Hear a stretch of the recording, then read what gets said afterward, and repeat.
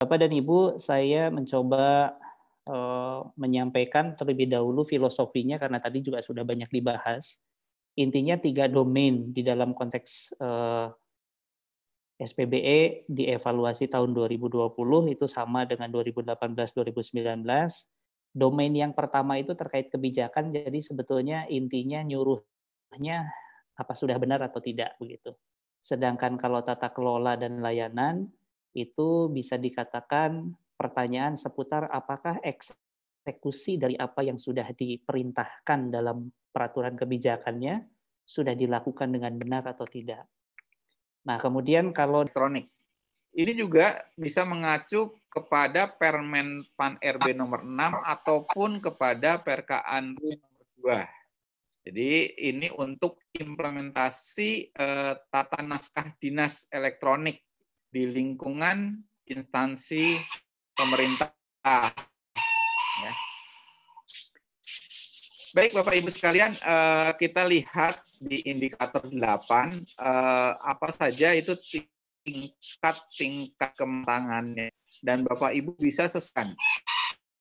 Di tingkat pertama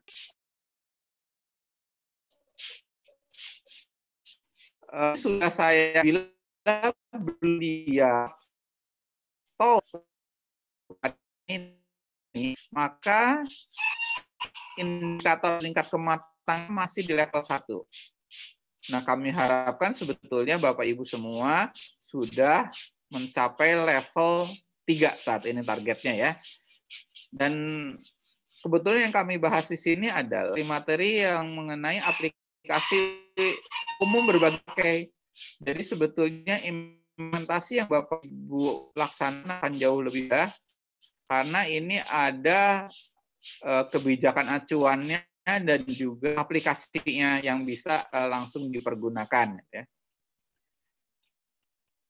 Bapak Ibu sekalian, di level 3 atau tingkat 3 ini, saya bacakan sedikit di sini, kebijakan internal mendukung pengaturan seluruh kebutuhan dari sistem naskah dinas di instansi pusat dan daerah. Jadi, di sini kebijakannya harus sudah mencakup kepada seluruh kebutuhan ya. Jadi seluruh kebutuhan di instansi Bapak Ibu sudah dicakup ke dalam kebijakannya. Jadi belum tidak diimplementasikan secara parsial atau bagian-bagian ya.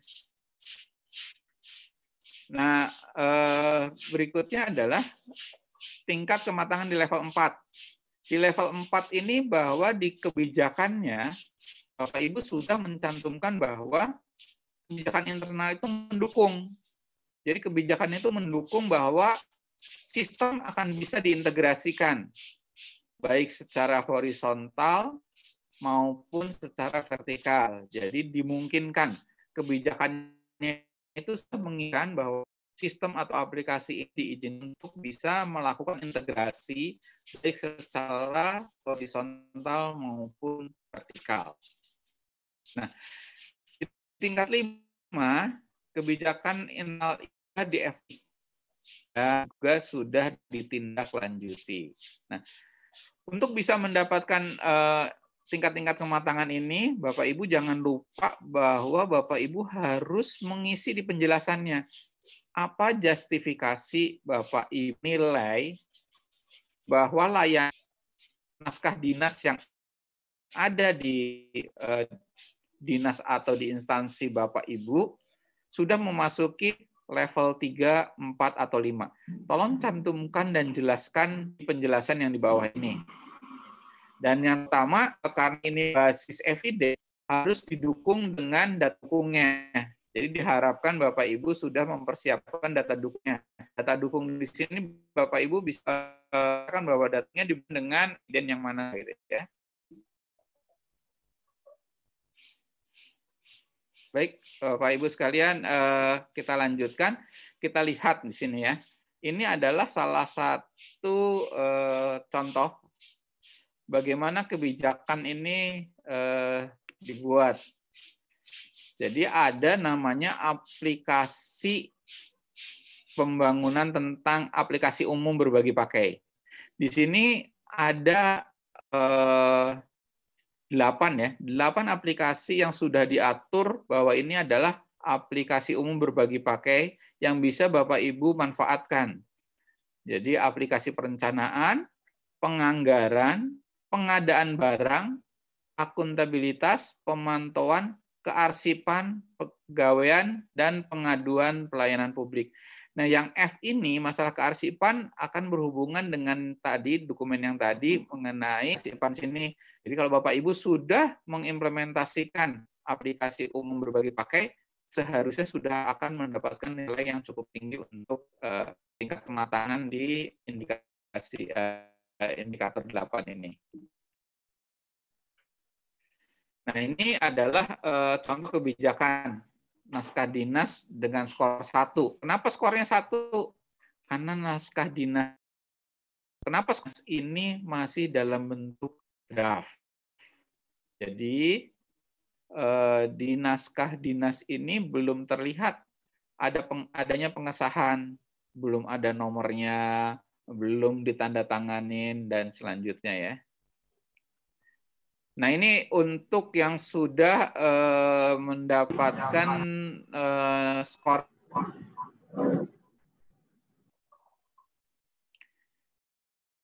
Nah, ini tadi saya jelaskan bahwa ada juga yang mengimplementasikan surat berdasarkan surat edaran ya. Nah, ini belum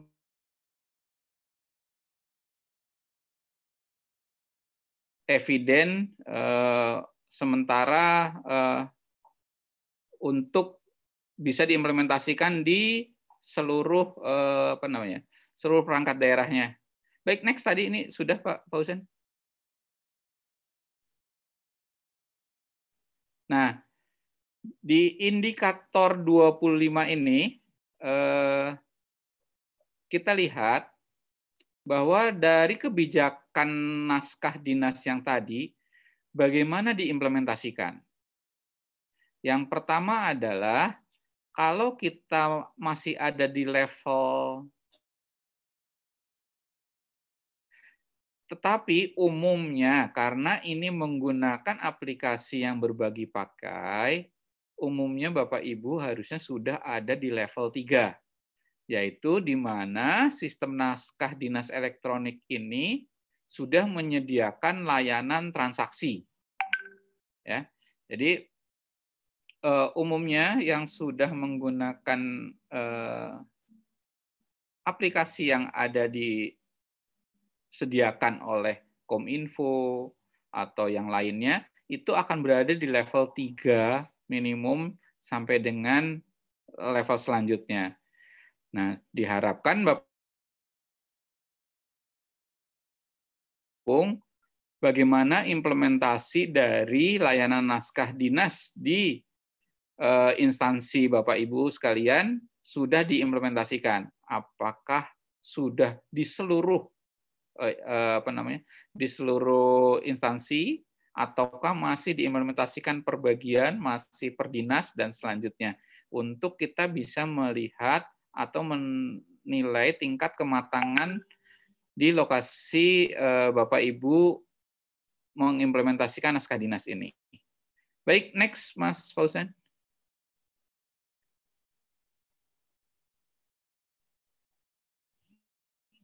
Nah, ini adalah aplikasi naskah dinas elektronik yang banyak digunakan. Jadi ada yang menggunakan aplikasi naskah dinas elektronik Simaya yang dikembangkan oleh Kementerian Kominfo. Ada juga yang menggunakan SIKD, Sistem Informasi Kearsipan Dinamis, yang dikembangkan oleh ANRI. Ada yang menggunakan aplikasi tata naskah dinas yang dikembangkan oleh masing-masing. Jadi dengan merujuk Kemenpan RB, bisa juga Bapak Ibu mengimplementasikan sendiri tata naskah dinasnya. Dan ada juga yang memanfaatkan Smart Menpan. Jadi sistem tata naskah dinas yang sudah dikembangkan oleh Pan RB. Jadi karena rujukannya sudah banyak, diharapkan Bapak Ibu dapat memanfaatkan, mengimplementasikan sistem aplikasi naskah dinas elektronik ini di lingkungan masing-masing KLD. Sehingga tingkat kematangan yang diperoleh bisa sudah di atas 3 harusnya ya. Mungkin itu yang diharapkan. Baik, selanjutnya Mas Fauzan. Ini adalah salah satu eviden, contoh aplikasi naskah dinas, bahwa naskah dinas yang menggunakan Simaya ini sudah diimplementasikan di Kabupaten Purbalingga. Kita bisa mendapatkan short screen-nya dari aplikasi yang Bapak Ibu manfaatkan. Kita melihat bahwa sudah ada transaksi di situ, ada surat masuk, ada disposisi yang sudah berjalan dan selanjutnya. Next, Mas Fauzan. Ada juga tata naskah dinas yang memang belum bisa atau belum terkait dengan tata naskah yang secara umum digunakan yang berbagi pakai. Jadi di sini dibilang bahwa mereka memiliki tata naskah dinas, tetapi kita belum bisa melihat apakah di aplikasi ini akan ada transaksi surat menyurat dan segala macam. Kenapa? Karena short screen yang dikirimkan hanya layar depan ini dan kami tidak bisa membuktikan apapun bahwa pembuatan naskah dinas ini sudah diimplementasikan. Jadi pada saat Bapak Ibu akan mengirimkan juga eviden-evidennya, diharapkan bahwa di situ bisa menunjukkan bahwa tata naskah dinas ini sudah digunakan dan sudah ada transaksinya. Silakan selanjutnya Mas Fauzan.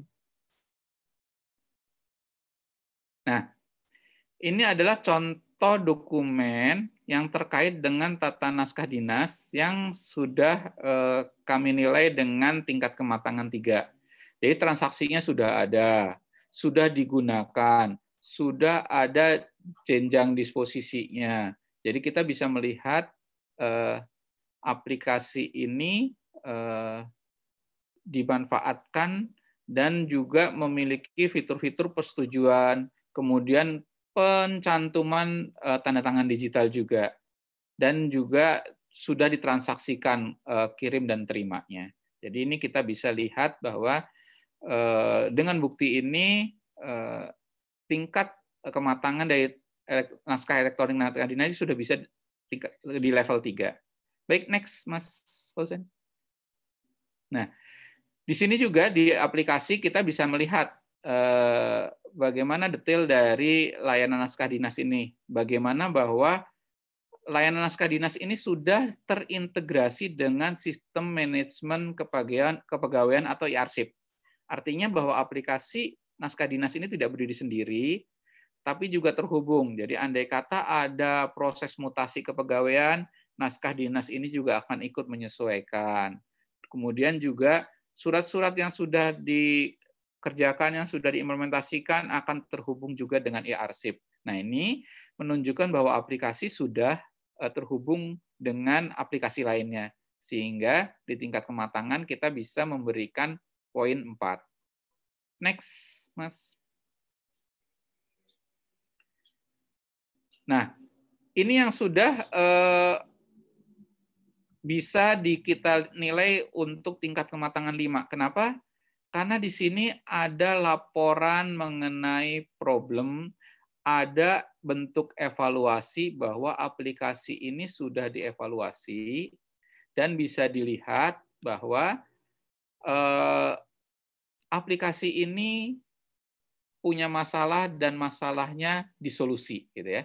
Jadi ada rekomendasi solusi dan ada tindakan solusi dari hasil evaluasinya, sehingga tingkat kematangan dari aplikasi ini sudah bisa masuk ke tingkat kematangan 5.